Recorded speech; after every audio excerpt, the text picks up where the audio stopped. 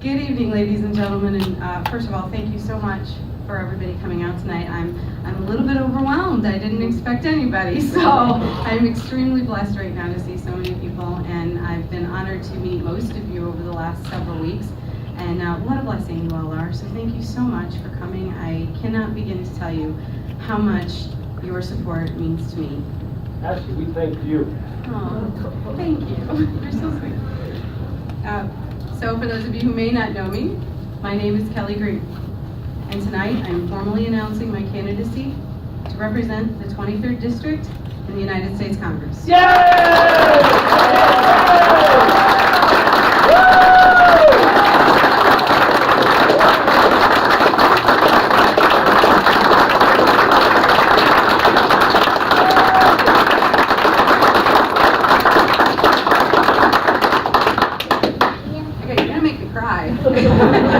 That's not the intent.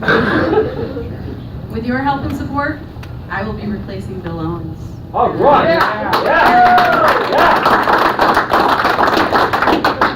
So I'm running for Congress because I love this country. That's first and foremost, and it always should be. I've had enough of the same old failed government policies and bad decisions that are destroying our republic and systematically stripping away our rights and our freedoms.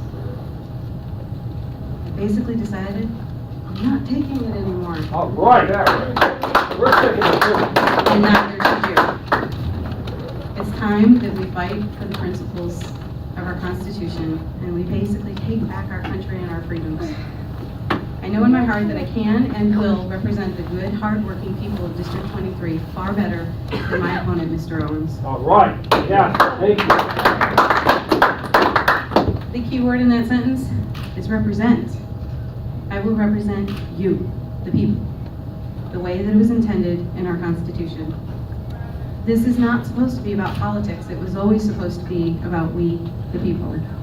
But unfortunately, it seems like it's become more about politics.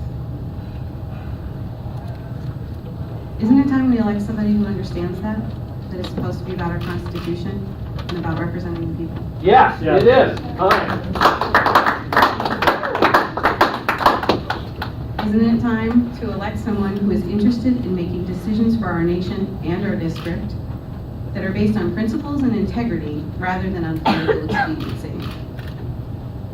Now, I was born and raised in good old Oswego, New York, where we get a lot of snow. 30 and inches. Or more. That's a good, 30 inches well, yesterday. that was cold. I'm from Oswego. I am very blessed to have my beautiful and wonderful mom here tonight. All right. Woo! And she really hates to have her picture taken.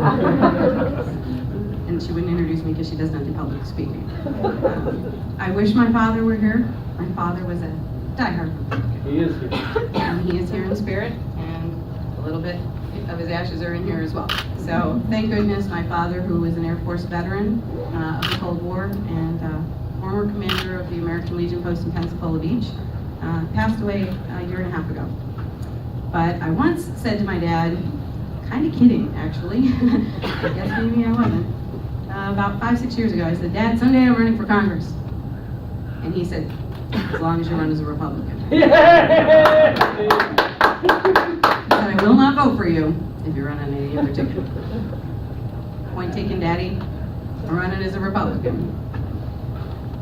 But I am a Republican, and I'm a proud Republican, and I'm a strong, strong conservative Republican. All right, yeah.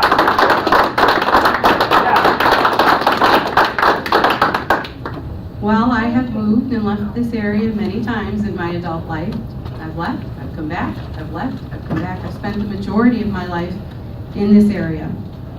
And as Dorothy once said, there's no place like home.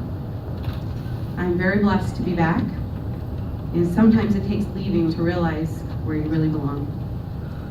For all the places that I've lived and traveled around the world, the place that I choose to live and call home is Northern New York. I love this place, and I love all of you people, and I look forward to representing you in Congress. Yes.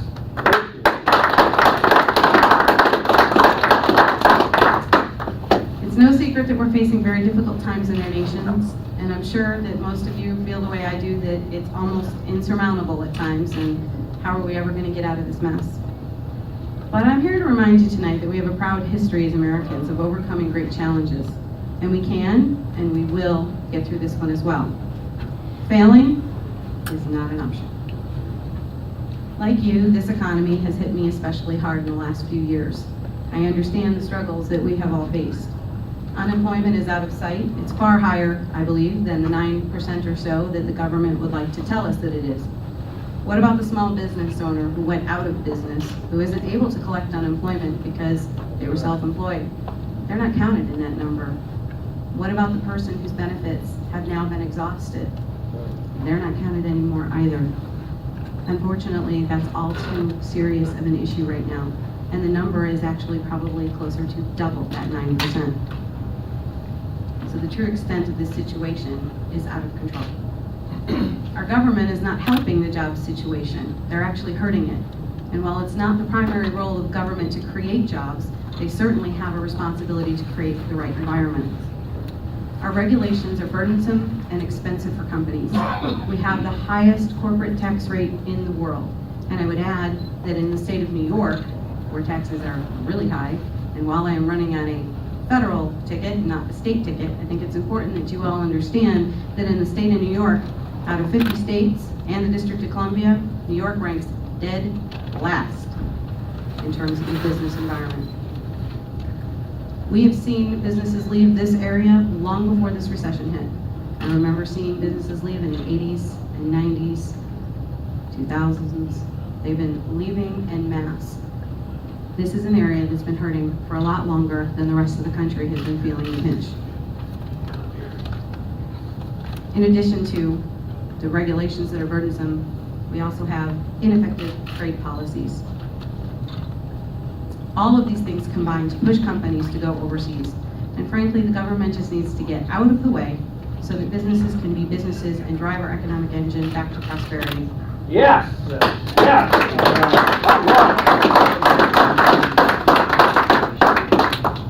Our government has a responsibility to create the right economic environment for that growth. They have failed to do that, and instead they've given us bigger government and deficits that have grown out of control at nearly $16 trillion. I will be a strong voice for sound fiscal policies that will stimulate real and lasting economic growth for our nation and our district. By eliminating the regulatory and tax burdens that we place on businesses, instituting sound trade policies that attract businesses back to the United States, and reducing the size and scope of government, we can and we will have real economic growth and eliminate our debt. All right. Yeah. Well done.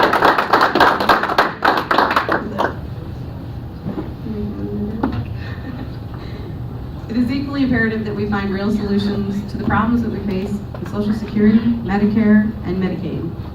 The political rhetoric has put fear in our seniors, while the Congress has failed to do anything to solve the problem. These unfunded mandates, if not fixed, actually contribute to our national deficit and make it more like $65 trillion.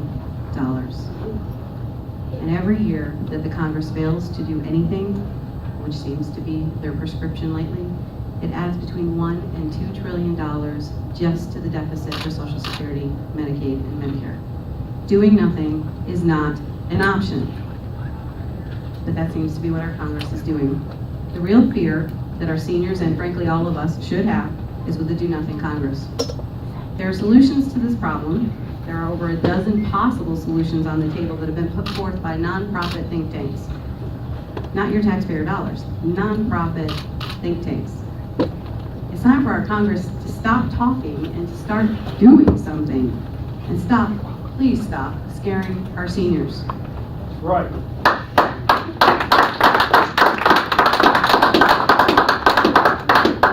The size and scope of our current government was never intended by our Constitution.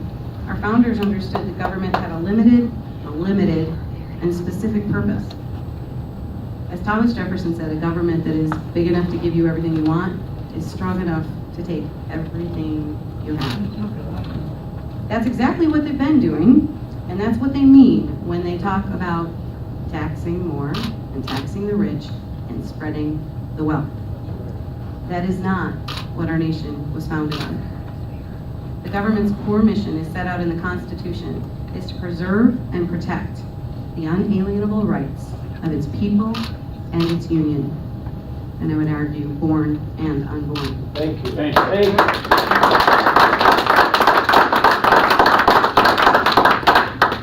But ironically, it's failed to do that while it has been too busy doing the things that it was never intended to do. More than 10 years after September 11th, we still have porous open borders. And that's just plain unacceptable. We've been lulled back into a sense of complacency, and it's time that we take care of that problem. Instead of doing its job, the government has told us that in order to protect us, we, the people, need to give up our liberties that are protected under the Fourth Amendment. And darn it, we've actually let them do it. That's our fault. We let them take away some of our liberties, all in the name of safety.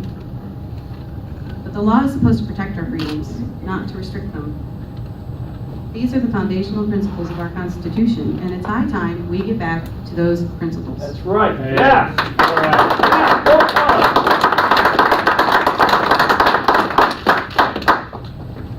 The Obama administration and many of our current politicians in Congress on both sides of the aisle have ignored our Constitution and have disrespected our rights and our liberties.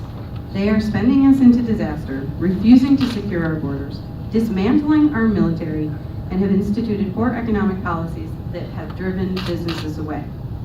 And that's only a few of the things that they've done.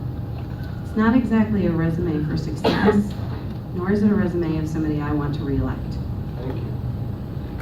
And hopefully you don't either. It seems as if everything in Washington is about saying what we're going to do and what sounds good, rather than actually doing what is right.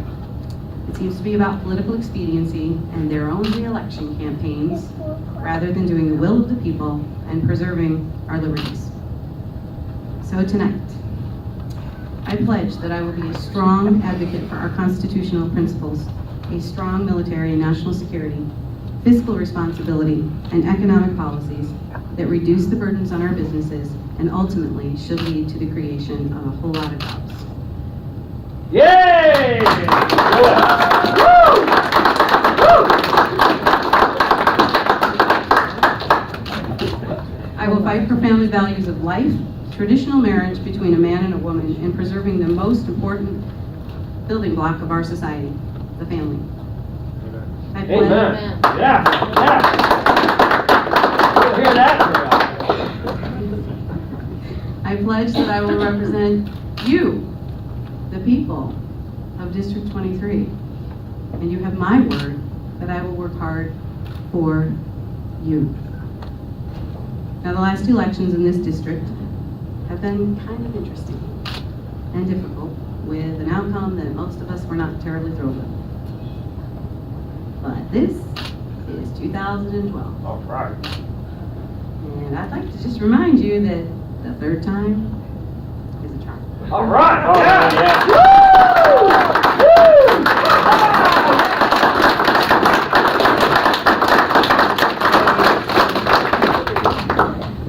So with that, my name again is Kellie Greene, and conservative Republicans are going to have a solid choice this election. So I'm asking for your support, and I'm asking for your vote. Thank you. Thank you.